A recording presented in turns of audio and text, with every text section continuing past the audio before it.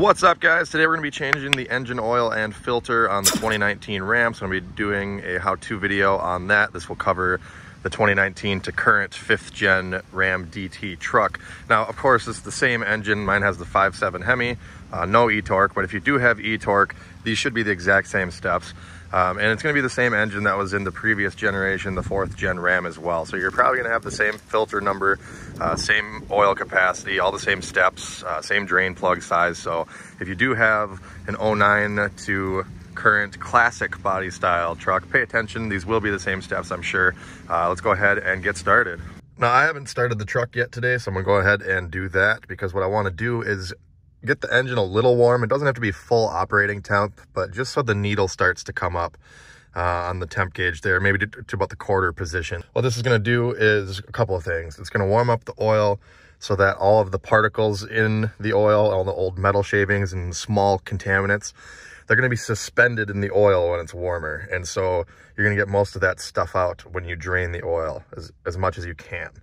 Also, with warmer oil, it's going to flow a little bit better. It's not going to be sitting for 24 hours before it's done dripping. So I'm gonna go ahead and start it up.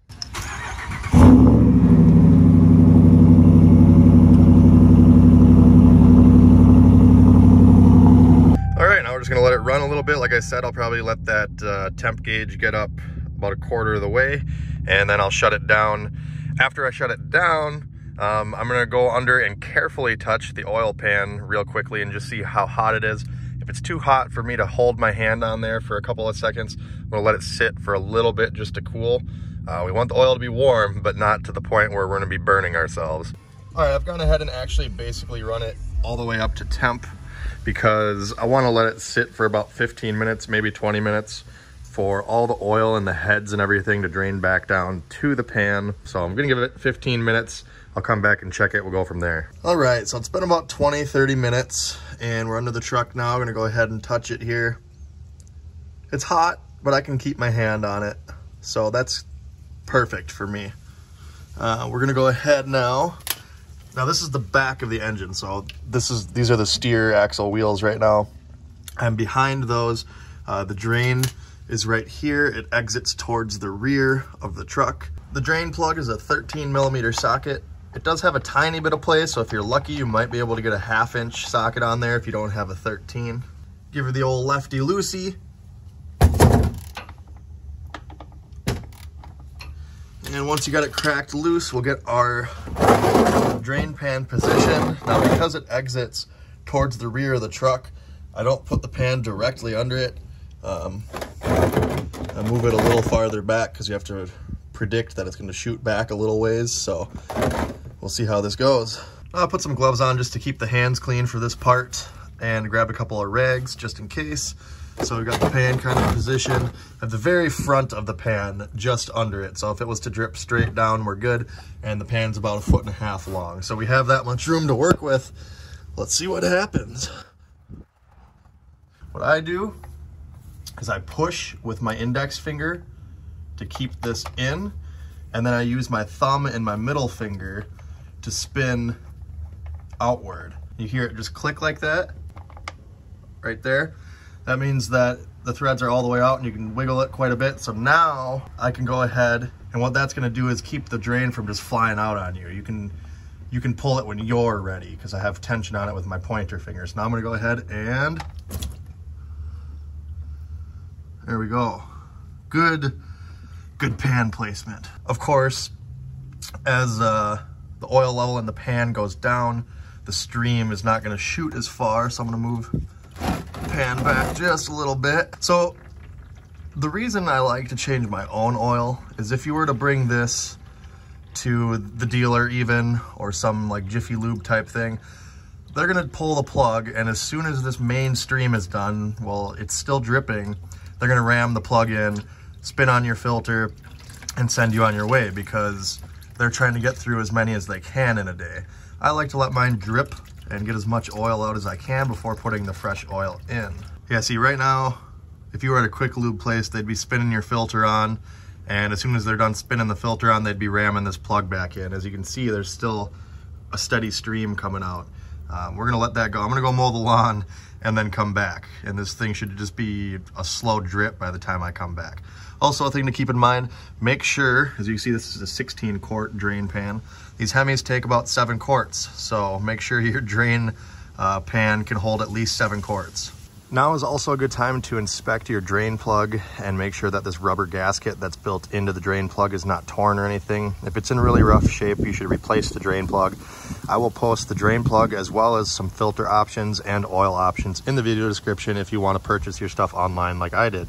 My drain plug looks good, which is to be expected. I've only had the oil changed probably, I don't know, this is probably like the 4th time. So still in good shape. Just gonna clean it up here with the rag and get ready to reuse it. Still a drip every couple seconds, but it's good enough. Ideally, I'd let it go a little longer, but running out of daylight and all that, so I just kind of want to get it done. So we're gonna reinstall the drain plug, cinch it down with the ratchet. If you want to torque it, I believe the torque spec is right around 20 foot-pounds. I definitely don't recommend going any higher than 30, so I'd say 20 to 30 foot-pounds max. I don't have my torque wrench with me. All right, so as you see, if you don't have a torque wrench, it just kind of bottomed out. It's as tight as I can get it by finger. It's gonna slip the socket, which again, 13 millimeter. Just kind of rotate it gently until you feel it bottom out. It's kind of snug. And then I'm gonna give it just this little, that's it, like a 1/16 of a turn. Just enough to keep it from falling out. And of course, as you can see, this is why mechanics hate engineers. They had to put the sway bar right where the dang oil drains out. Make a mess of everything. So we're gonna go ahead, clean this off, wipe off the oil around the drain plug because my OCD will kill me otherwise. And then we can continue with filling the engine up with oil. So now before we fill the oil, we can go ahead and change the old filter. And again, why mechanics hate engineers. There's the oil filter. We're coming from the front of the truck now. Here's the bumper facing the back, and I'm looking up above the front cross member. Looks like we're either having to come out this gap with it. Otherwise, we can try, and I don't know how well this will work, but you can see the filter right there with the power steering rack in the dang way. So it looks like either way, we're gonna be kind of wrestling an electrical wiring harness here. Stupid! Again, with this, we're gonna go lefty-loosey, counterclockwise to loosen the filter. If you can't get it by hand, which I think I can actually get mine. If you can't get it by hand, you can use a filter wrench of some sort. I like these band style ones if you have the room to use them. I'll post a couple different options of these as well in the video description if you want to buy them. Ugh. Hand strength for the win. All right, get our drain pan under here. I'm sure it will make a nice mess. Let's see what happens. I think I'm gonna try and sneak it out the front here. Seems a little bit easier. I don't know. Yep, there's the mess. I feel it. Good pan placement though, at least. Dripping down my damn steering gear. Ooh. Oh boy. Be very careful not to tip this filter and spill oil all over yourself.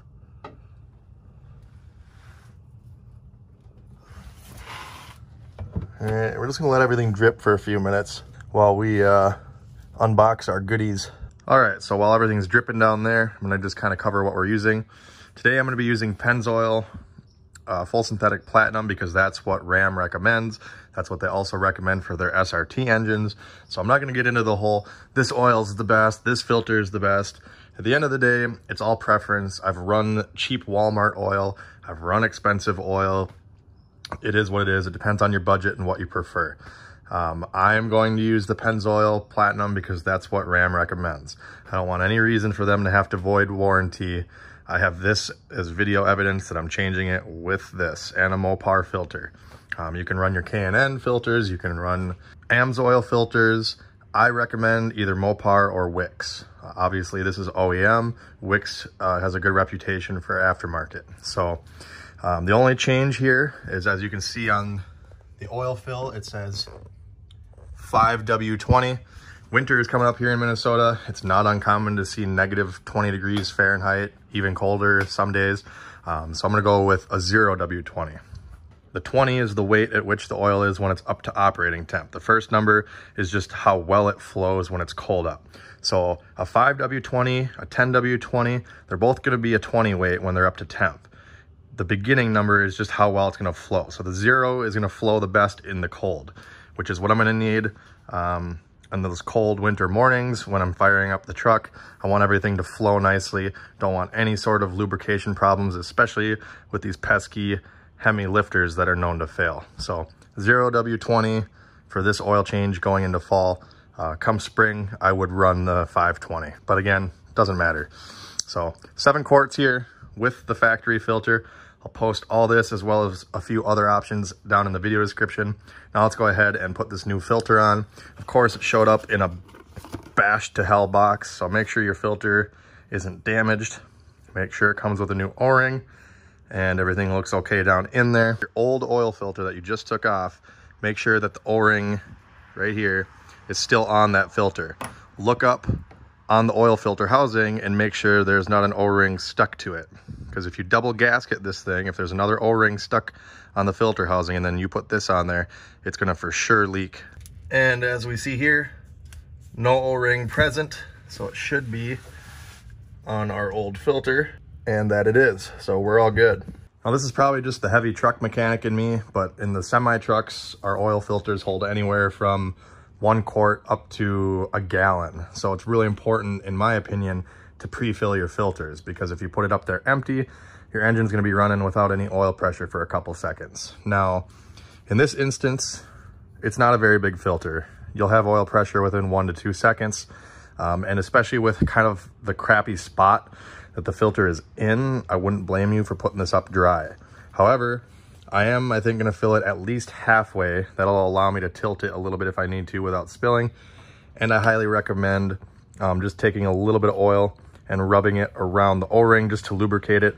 That's gonna allow you to get it nice and tight and make it so it's easier to take off in the future. It's like this washer fluid reservoir cap was made for this. I like that. See, that was good engineering. Carefully pour.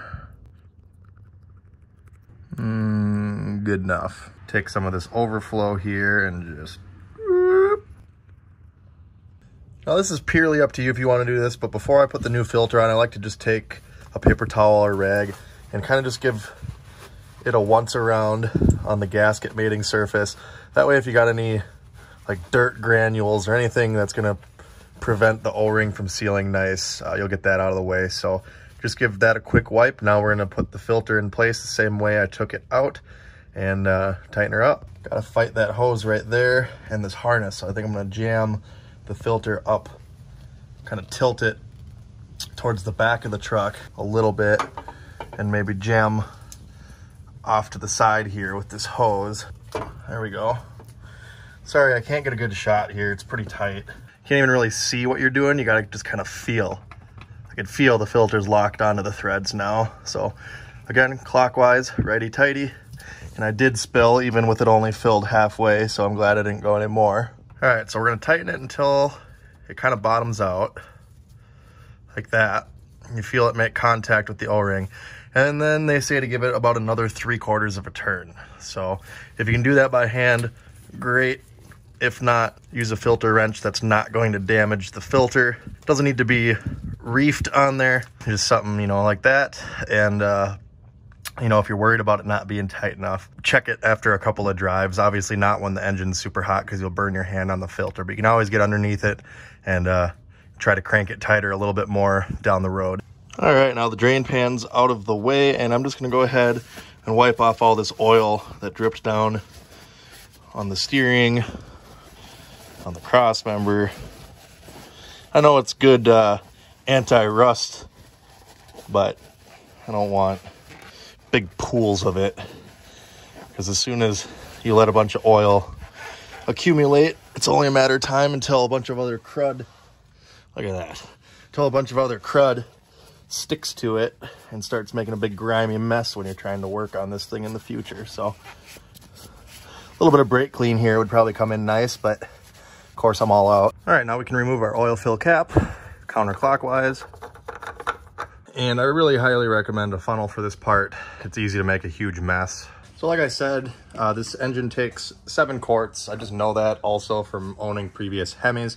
But I'm gonna go ahead and start with the big jug here, which is 5 quarts. I'm gonna pour this whole 5-quart jug in, and then one of my single quart jugs. So I'm gonna put 6 quarts total in. That'll be enough to run it.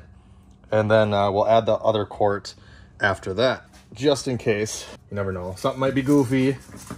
It's rated at 7 quarts, but you never know. If I put 7 in, it'll be somehow a quart overfilled. So I'll post a funnel in the video description as well.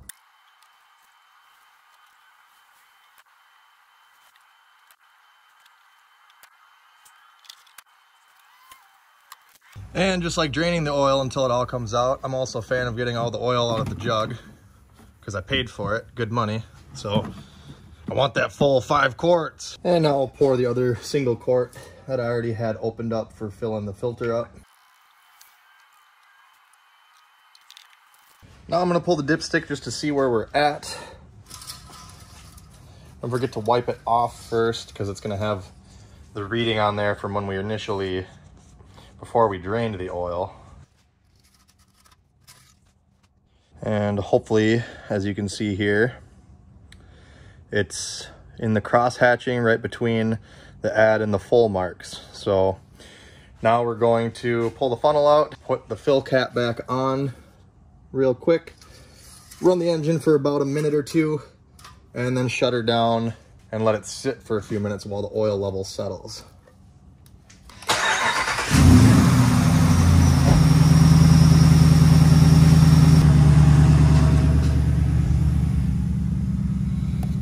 Make sure we've got good oil pressure, which we do.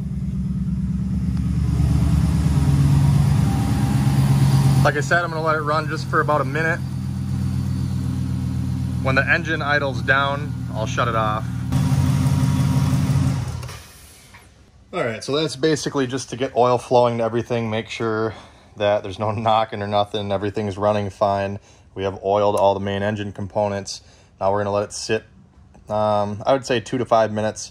Let all the oil from the heads and everything drain back down into the pan so we have a more accurate reading.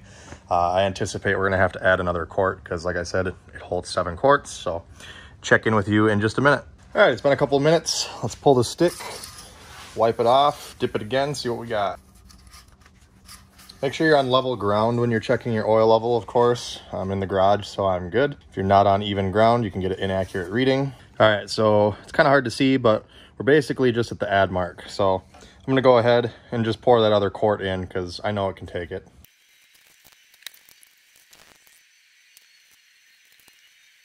All right, giving it a few minutes for the oil to settle. Let's check it again. There we go. I don't know if you can pick it up on cam, but it's just, and I mean just under the full hole right here. So we are good. I'm gonna go ahead, put the dipstick back in all the way, of course. You wanna make sure you're pushing it all the way in when you're checking the fluid level as well. All the way in so the O-ring seals and no oil comes flying out of there. I'm gonna go ahead and just kind of wipe up all the oil mess that I made here. Make sure you don't have a lot of debris on your engine cover here. Otherwise, it might fall into the oil fill. So if you got a dirty engine cover, reinstall your cap first, then wipe everything down. So once you know for a fact that your drain plug is tight, your filter is tight, your fluid level is good, oil fill cap is on, the dipstick is in, everything is all good, we can go ahead and close the hood and reset the oil. So to reset your oil life, what you're gonna do is hit the ignition twice without putting your foot on the brake. I suppose you could do this while the truck is running, but it's not necessary. I'm just gonna push the push start twice to get to the run position. Let it do its thing. Then I hit the OK button here. And then I'm gonna go up to vehicle info. Just use the arrows on the wheel here. Go over until we get to the oil life. There we go. It was still at 24%, but I had at least 6,000 miles on that. And then we're just gonna hold down the OK button. Boom, 100%. and that's it. You can go back to whatever menu you want, shut the ignition off, and we are done. And that is it for the oil change, guys. Sorry if it got a little lengthy. I just wanted to make sure I gave you my input and all the little details. There's a lot of little easy things that you can miss and some valuable tricks and tips in there. So if this video helped you out, make sure you hit that like button, subscribe for more videos like this. Check me out on Facebook at Tony the Truck Guy. Thanks for watching. Have a great day.